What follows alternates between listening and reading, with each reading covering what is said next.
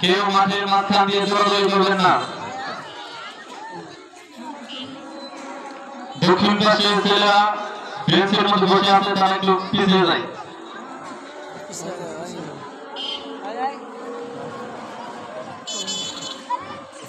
এখনই খেলা শুরু হবে।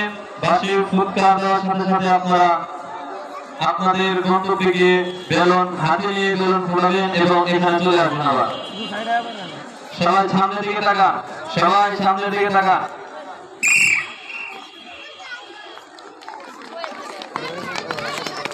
সম্মানিত দর্শক মণ্ডলী, আপনারা উপভোগ করছেন মদিনাতুল উলুম মাদ্রাসার বালিকা শাখার বড় মেয়েদের বেলুন ফুটানো খেলা।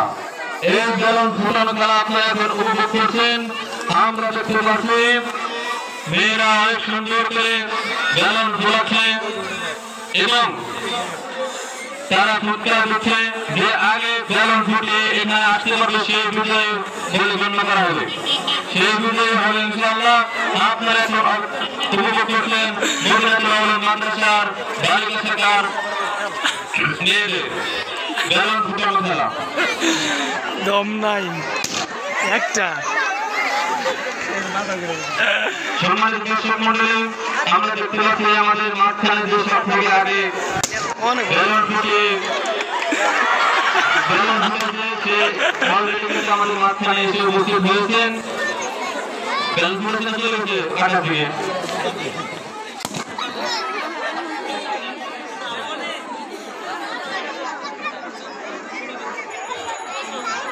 আচ্ছা, আমরা অলরেডি 3 জন তুলে মেয়েদেরকে বলছি এবং তোমরা যার যার জায়গায় যার যার আসনে চলে যাও, যার যার আসনে চলে যাও। আমরা এখন উপভোগ করলাম বালিকা শাখার মেয়েদের বেলুন ফুটানো খেলা।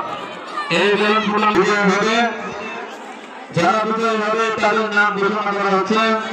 1 নম্বরে প্রথম স্থান অর্জন করেছেন মুসাম্মদ আইরিন আক্তার। প্রথম স্থান অর্জন করেছেন মুসাম্মদ আইরিন আক্তার মিম।